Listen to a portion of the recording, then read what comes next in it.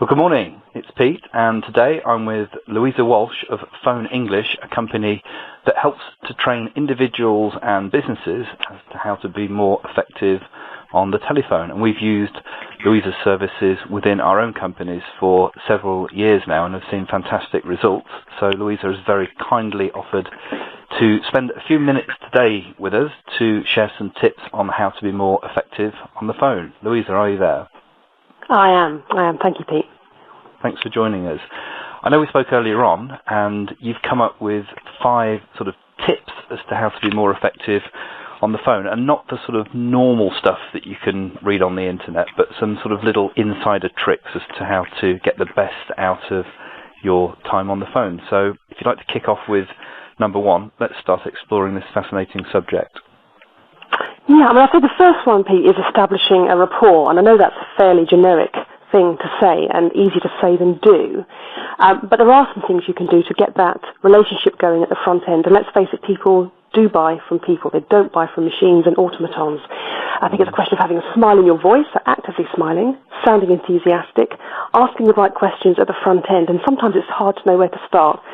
Some people are, when they call up, for example, some customers are not overly friendly, and I think you can disarm them by making sure you are being calm, that your manner is relaxed and friendly. If it's not a good time, and it sounds like perhaps you've had to call them, you might say to them, is this a good time? You're sounding quite rushed. I can happily call you back another time, and sort of really putting yourself in their shoes. So some really nice things you can do at the front end to try and establish a rapport, and not escalating if obviously things are getting heated, but really trying to saying to the customer effectively through your voice, through your intonation, through the questions you're asking, yes, I'm here to help you. And I think that's really key.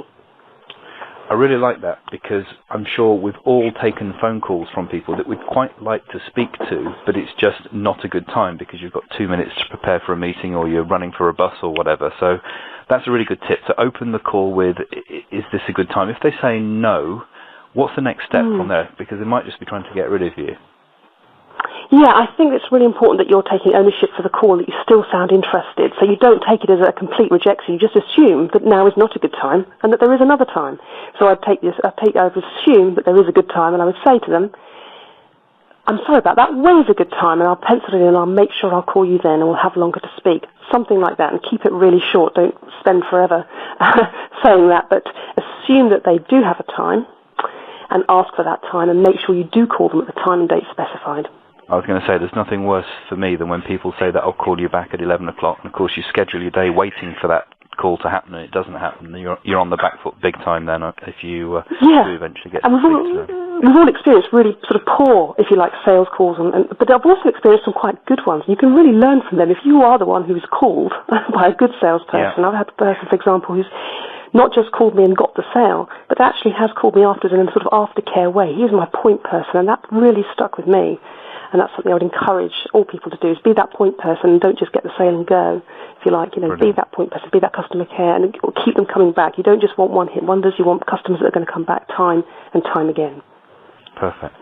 Okay, so number 1 then, roughly summarised as establish rapport. What's point number 2, please?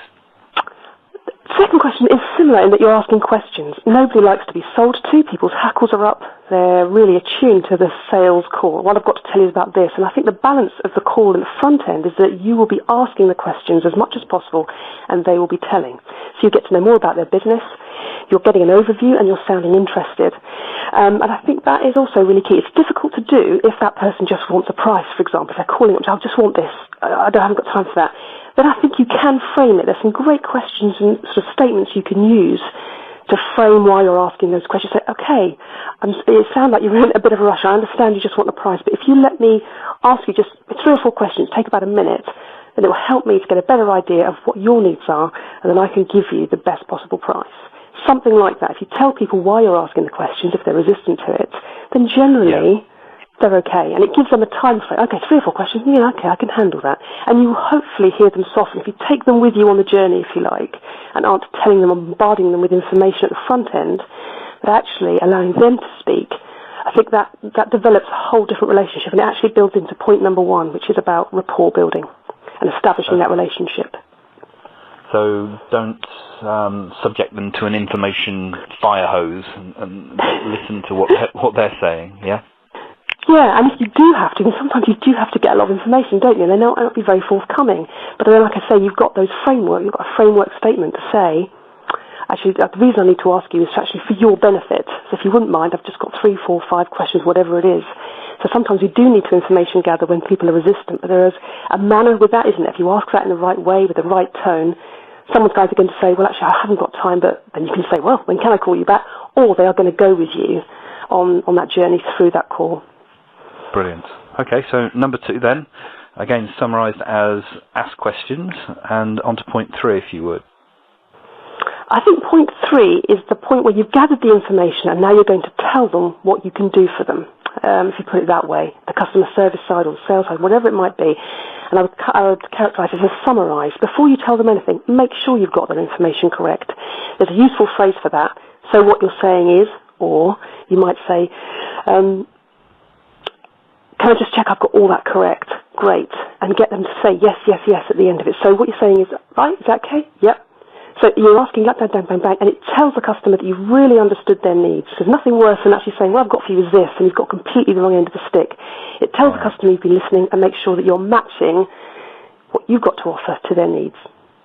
Also good if you want to say yes, then that helps to build rapport, which was the first point that you made, wasn't it? Yeah, that's right. And again, that you don't want that to come across like you were saying before as bang, bang, bang and information overload. All you're saying is, you said this, is that right? Yep, tick. You gave them to say yes, just as you say, and that really does build, it makes it a two-way conversation and not, now I'm going to sell to you. Okay, perfect. Number 4, if you would, please. I think that quite often we can be on the phone a little scared and keen to get off the phone, but I don't think we should do that, especially if the call's gone on long or it hasn't gone so well. But I really don't think we should get off the call before we have some feedback from the customer. And again, if you develop that rapport all the way through, it should be really easy to ask something along the lines of, how does that sound to you? What does that, is this sound interesting? And that then invites any objections that might come up which you can deal with. Again, it's a very much a point about how you might say that. So it's a question of your tone, your intonation, your manner. But it makes it a really easy question if you've done the other things really well and you get to know exactly where they are with things. They might say, yep, that sounds fine. In that case, great, you can move on to brilliant. So what, when can we start? Or, this kind of thing. But if there is an objection, it's better to find out now than put the phone down and never hear from the customer again. So I'd summarise that point as get some feedback from the customer. Right, because if you've got feedback while they're on the phone, then you still have an opportunity to address any issues that they've got rather than once they've hung up, you've kind of lost the initiative a little bit, haven't you?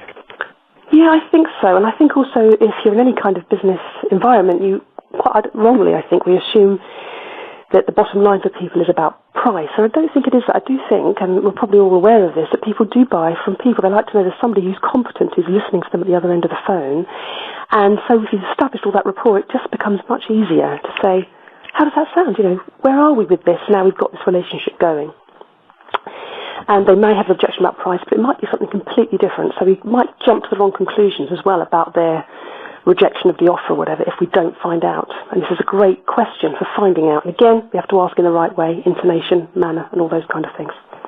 I think the manner is the thing that's really important here. It's probably one of the things that you have helped us with in our companies the most, in that it's okay to exchange facts. It's the intonation, it's the style of doing this that's the most important, because otherwise people feel challenged rather than feeling like you're on their side, don't they?